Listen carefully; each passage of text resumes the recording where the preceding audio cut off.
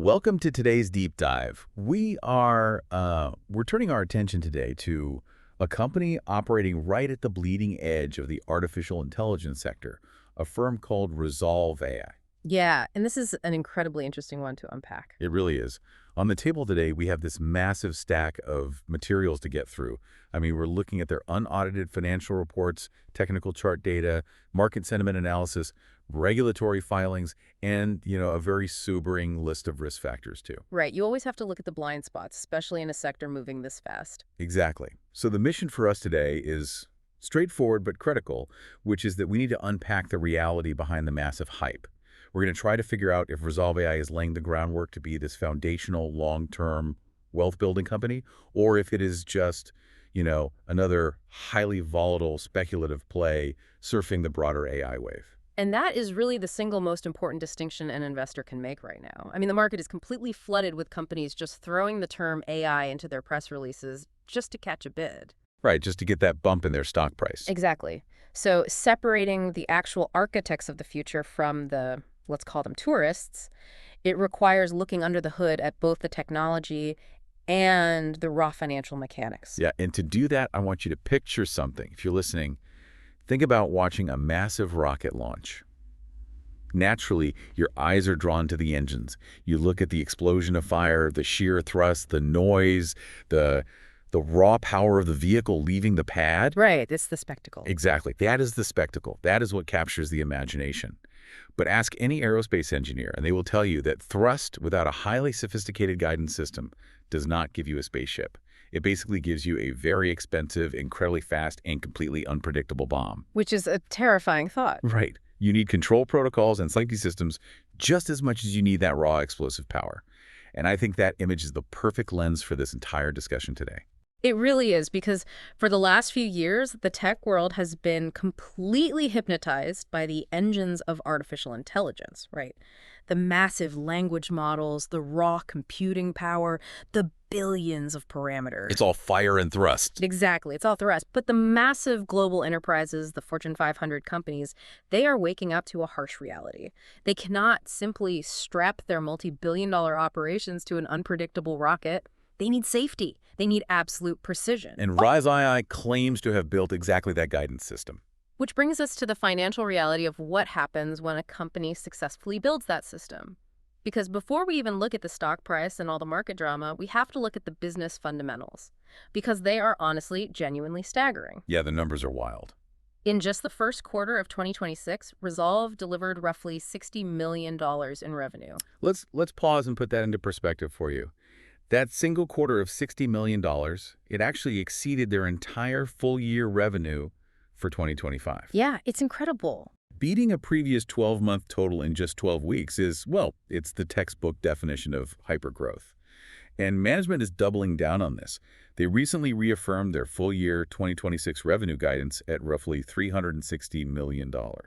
Right, which represents a 670% year-over-year growth rate. That is just a massive number. And furthermore, they expect to exit 2026 with a $500 million annual recurring revenue, or, ARR run rate. We should probably pause on that ARR metric for a second, because it is basically the holy grail for enterprise software companies. Yeah, explain why that's so important. Well, annual recurring revenue means this isn't just a one-off sale, right? This is subscription-based, predictable income. When you have a $500 million ARR run rate, it means your current monthly subscription revenue, if you annualize it out over 12 months, it hits $500 million. So it's not like selling a car where you have to find a new customer tomorrow. It's locked in. Exactly. It provides incredible forward visibility for the business. You know what cash is coming in. And attached to that revenue surge is an even more impressive projection, which is that management anticipates reaching actual profitability by the end of this year. Reaching profitability this early is incredibly rare. I mean, usually in the hyper-growth tech space, companies just burn through cash for a decade, right? Oh, absolutely. They're constantly returning to the venture capital well or diluting shareholders just to keep the lights on. But if they hit profitability, they become a self-sustaining organism. But I guess the obvious question is how? What is the actual product that's driving a 670% increase in sales? Right. We have to look at the two main pillars of their technology, which are the Brain Suite and their Traceware technology. So the Brain Suite is their core enterprise platform, right? Mm-hmm. And it introduces this concept called agentic commerce. Yes, and that is a key term here. People are used to generative AI. You ask a chatbot a question and it generates text in response. It's very passive. You prompt it, it answers. Exactly, but agentic commerce means the AI acts as an autonomous agent. It doesn't just retrieve information, it actively executes complex transactions. Give me an example of what that looks like in the real world. Okay, imagine a customer interacting with a retail AI. Instead of just answering a question about, shipping policies, the agentic AI can check inventory across multiple warehouses. It can apply a specific customer loyalty discount and then completely process the secure transaction. Wow. All in real time, completely without human intervention. That level of automation sounds fantastic, right? Hmm.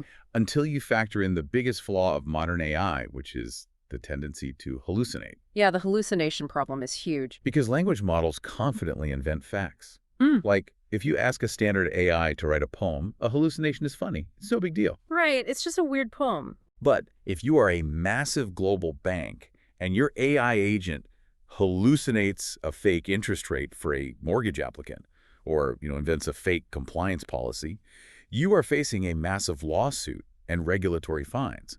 That hallucination risk is the single biggest roadblock preventing giant corporations from adopting AI.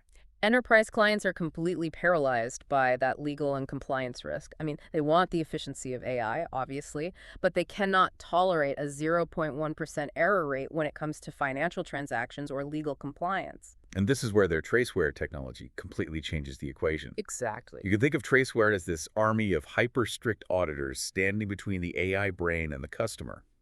The language model generates its response or its action, but before it ever executes, traceware audits it in real time. It acts as the safety rails. Yes, exactly. It's the guidance system from the rocket analogy. It ensures the output is accurate, compliant with company policy, and completely free of hallucinations. And by solving that specific hallucination problem, traceware doesn't just become a helpful tool, it becomes foundational infrastructure. Because you can't run the business without it once it's in place. Right. If you are the chief technology officer of a massive bank and you finally find a system that guarantees your AI won't break the law, you integrate it deeply into your operations. And once it's integrated, the switching costs are astronomical. You are incredibly unlikely to rip out the one safety layer that works just to try a cheaper competitor. It creates this massive protective moat around Rezolve's business. And the market validation for this mode is already there. They aren't trying to sell this to small businesses out of a garage. They have deep integrations with the hyperscalers. Yeah, their model is available on both Microsoft and Alphabet's cloud platforms. Which is huge. And they also secured a strategic partnership with Visa to handle banking loyalty programs. Wow. I mean, you do not get integrated into Visa's global transaction ecosystem unless your technology is absolutely bulletproof. Right, Visa isn't taking chances with hallucinations. And right now, they are serving over 1,000 enterprise customers globally. So you have a scenario where the business fundamentals are just pristine. You have surging recurring revenue, a clear path to profitability, a deeply entrenched technology moat solving the industry's biggest problem. Validated by the largest financial institutions on Earth. Exactly, which makes the behavior of the stock completely counterintuitive. Yeah, let's pivot there. Transitioning from the balance sheet to the stock chart reveals a wild disconnect. Because for months, despite all this fundamental growth, the stock was essentially trapped in a rut. Yeah, it was really flat. Since early March, it was moving sideways in a very tight consolidating range, basically hugging a critical psychological support level of $1.80. The market was basically trapped in a show-me state. I mean, Wall Street is inherently cynical. When a company projects 670% growth, institutional investors cross their arms and wait for the audited earnings to prove it. They want to see the receipts. Right. But that $1.80 level became an iron floor. Sellers tried repeatedly to push the price down, but they couldn't break that support because, mathematically, the underlying revenue and the Visa partnerships make the company fundamentally undervalued below that price. Then the waiting period snapped. We saw violent, explosive upside breakouts. On June 12th, the stock leaped 11.9%. And then a few weeks later, on June 30th, it surged another 12%. And the sentiment has rapidly flipped to overwhelmingly bullish. We're looking at 7 different analysts rating it a moderate buy, and institutional ownership, the hedge funds and mutual funds, it's steadily creeping up, sitting at 28% as of late June. But while institutional buying provides a great foundation, the true explosive potential here lies with the investors who bet against the company. The data reveals a wickedly high, double-digit short interest in the stock. Yeah, we really need to break down exactly what that means, because short squeeze is a term thrown around on social media so often it has almost lost its meaning. Yeah, I want you to pause and clearly explain the actual mechanics of a short squeeze for the listener, because it can be confusing. Okay, let's walk through it. When you short a stock, you are betting the company will fail, or at least that the price will drop. But you don't just place a bet at a casino. You actually borrow shares of the company from a broker, and you immediately sell those borrowed shares on the open market. So you're selling something you don't even own yet. Exactly. Which puts you in a legally binding position. Yeah. You have a strict obligation to eventually buy those shares back in the open market and return them to the broker. Right. The entire strategy relies on the stock price going down. If you sell the borrowed shares at $2 and the price drops to $1, you buy them back, return them to the broker, and pocket that $1 difference as pure profit. Okay, but the risk profile there is completely asymmetrical. Like, let's say I buy a regular stock for $2. The absolute worst thing that can happen is it goes to zero, right? I lose my $2. Right. Your loss is capped at your initial investment. But if I short a stock at $2, the price can technically rise to $10, $50, or $100. My potential losses are actually infinite. Yes. And that is exactly the trap these short sellers find themselves in right now with Rezolve. They shorted the stock heavily, hoping to break that $1.80 floor. Instead, the company announced record revenues, and the stock jumped 12% in a single day. Imagine the psychological and financial panic. It's massive. As the stock price climbs, the broker who lent you the shares starts demanding more collateral. You are bleeding money every single day the stock stays elevated. And eventually, the pain becomes too much, or the broker forces your hand, and you have to close your position.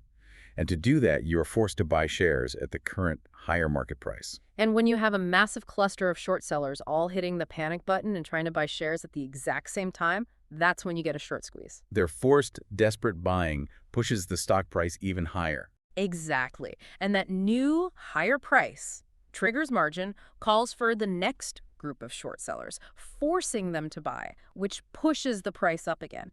It is a violent, self-feeding loop of upward momentum. And the shorts are currently trapped against that $1.80 floor. And those June breakouts were basically the first cracks in the dam. A trapped short seller is essentially pure combustible fuel sitting in the market. But a powder keg still requires a spark to ignite it. And looking at the catalyst calendar over the next 3 months, the board of directors just handed the market a blowtorch. Yeah, let's talk about the catalysts. They authorized a massive $300 million share buyback program, and they attached a very aggressive statement to it, explicitly telling the market that the board believes this stock is materially undervalued. It's a huge move. Now, I look at this, and my immediate reaction is skepticism regarding capital allocation. I mean, this is a hyper-growth tech company in a fierce AI arms race.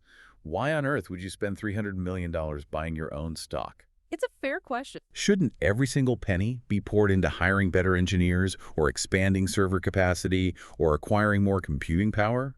A buyback feels like a move for a stagnant legacy company that has run out of ideas, not a pioneer in agentic commerce. It is a phenomenal point. And in a vacuum, a growth company should absolutely reinvest every dollar into research and development.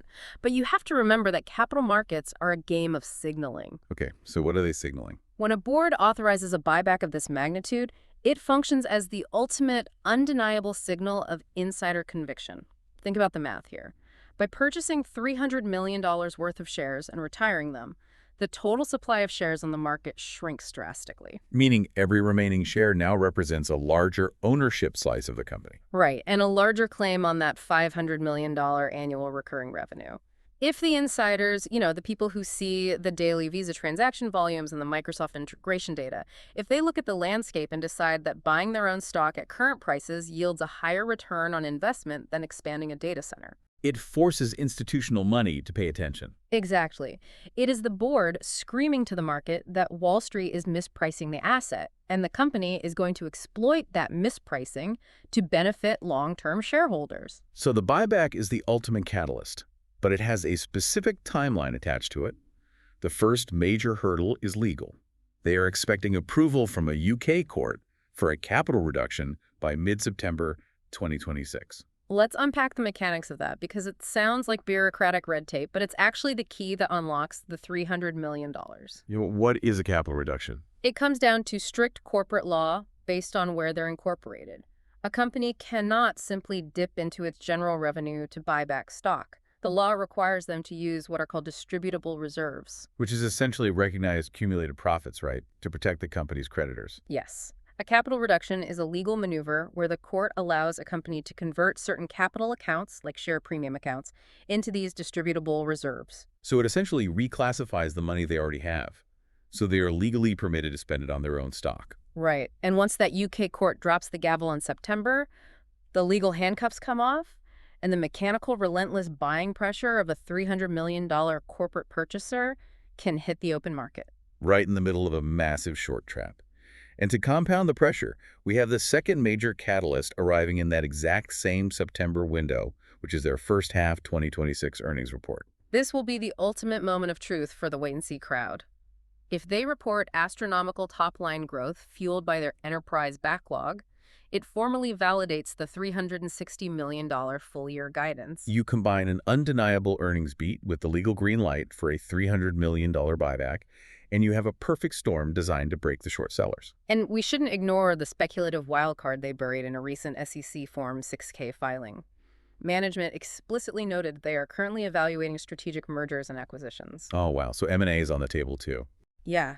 If they use some of their capital to acquire a smaller, complementary AI firm that instantly adds another, say, $50 million in recurring revenue, they accelerate their timeline to that $500 million target even further. Okay, so the bull case is incredibly compelling. The fundamentals are surging, the shorts are trapped, the buyback is looming, and earnings are imminent.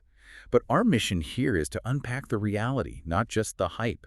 We have to violently flip the coin and look for the catch. And there's always a catch. Always. Whenever a financial narrative sounds this bulletproof, there's always a blind spot. What are the specific risks that could derail this entire thesis? Let's dive into the bear case, starting with the actual execution of this massive buyback. The single biggest vulnerability in this entire narrative is simple arithmetic. We're talking about a $300 million share buyback program. But if you look closely at their balance sheet from the end of 2025, Rezolve only had $111 million in liquid assets. Wait, that is a massive discrepancy. I mean, you do not need a degree in accounting to see the problem there. How do you announce a $300 million cash buyback when you are nearly $200 million short of the funds? They quite literally do not have the money in the bank to execute the very catalyst that is supposed to trigger the squeeze. So how do they pull it off? They are entirely dependent on securing what is known as non-dilutive financing. This means they need to secure a massive line of credit, issue corporate debt, or find a strategic partner willing to inject capital without taking new shares in return. Because if they try to raise that $200 million by printing and selling new shares to the public, it completely dilutes the stock and defeats the entire mathematical purpose of the buyback. Exactly. It would ruin the whole thing. It is a very precarious tightrope. The market cheered the buyback announcement, but if they fail to secure that debt financing, the buyback stalls. The shorts will realize the threat was empty and the price could collapse. So what is the bull response to that math problem? The counter-argument from the bullish perspective relies heavily on their timeline to profitability. The company doesn't have to deploy all $300 million on a single Tuesday in September, right? Okay. The buyback is authorized over an extended period. If they truly hit profitability by the end of 2026, their free cash flow turns positive. They will transition from burning cash to generating internal surplus cash every month, which they can then funnel directly into the open market to steadily fund the buyback over time. So they are basically racing the clock, needing the operational revenue to catch up to the corporate promises. But there's another, arguably more dangerous structural risk hiding in the filings. It is something called the overhang. Yeah, the $200 million resale shelf registry, this is the dark cloud hanging over the short squeeze thesis. Let's clearly define what a shelf registry is and why it poses such a severe threat to everyday investors jumping in right now. Sure. So when a startup is private, early venture capital investors and founders take on massive risk to fund the company. And their reward is equity. But that equity is illiquid. I mean, they can't pay their mortgages with private shares. Right. A shelf registry is a pre-filed, legally approved document with regulators that allows these early insiders to sell massive blocks of their previously restricted shares onto the open public market at a time of their choosing. And it's called a shelf registry because the paperwork literally just sits on a shelf, ready to be executed the moment the insiders decide to hit the sell button. Exactly. And the filings indicate these early investors are sitting on $200 million worth of stock. This creates a terrifying scenario for anyone hoping for a short squeeze. Because imagine the September catalysts hit. The earnings are fantastic, the buyback begins, and the trapped short sellers start panic buying. The stock surges from $2 to $4 to $6. It looks like a textbook squeeze. But those early venture capitalists who might have bought in at pennies years ago look at that surging price and decide it is the perfect moment to secure their generational wealth. They pull the registry off the shelf and dump millions of shares onto the open market. And suddenly, the trapped short sellers, who are desperate to find shares to buy, are handed a massive fresh supply on a silver platter. Right. The short sellers buy the insider shares, cover their positions, and escape the trap. The massive wave of selling pressure from the early investors completely absorbs the buying pressure of the short squeeze, killing the momentum dead in its tracks. It acts as an escape hatch for the shorts and an absolute ceiling on the stock price. The ultimate success of this bullish thesis relies on the buying pressure, from both the corporate buyback and the frantic short covering, being so violently overwhelming that it simply chews through that $200 million insider overhang without losing its upward trajectory. Which is a tall order. It is a high-stakes, multi-million-dollar collision course between fundamental business growth, trapped speculators, and early insiders waiting for their payday. We have covered incredible ground today. From the operational risks of AI hallucinations and the mechanics of agentic commerce, to the gritty realities of short selling, margin calls, and shelf registries. Yeah, and analyzing a situation like this proves why you can never look at just the technology or just the financial engineering in isolation. You have to synthesize both to see the actual battlefield. But stepping back from the immediate volatility of the stock, there is a fascinating, much broader question hidden in this material about the future of artificial intelligence itself. What stands out to you from all this? Well, we have spent the last few years assuming that the winner of the AI race will be the company that builds the largest, smartest, most parameter-heavy language model. We kind of assumed brute force would win out. Right, the biggest brain wins. Exactly. But if Rezolve can achieve hypergrowth and build a $500 million recurring revenue business simply by acting as the auditor, by solving the hallucination problem for risk-averse banks and retailers, it completely changes the paradigm. That's so. It makes you wonder, is the real sustainable wealth in this next technological era not in building the massive AI engines, but rather in building the vital trust and audit layers that make those engines safe enough for the real world to actually use? That is a phenomenal question to leave on. It brings us right back to the launch pad. Power and thrust are incredible to watch, but without the guidance systems, you aren't going anywhere. To you listening, thank you for joining us as we untangled this incredibly complex narrative today. The market is full of noise, but that is exactly why we take the time to look under the hood. Remember to stay curious, keep demanding to know the why behind the numbers, and always think critically about the information in front of you. We will catch you on the next deep dive.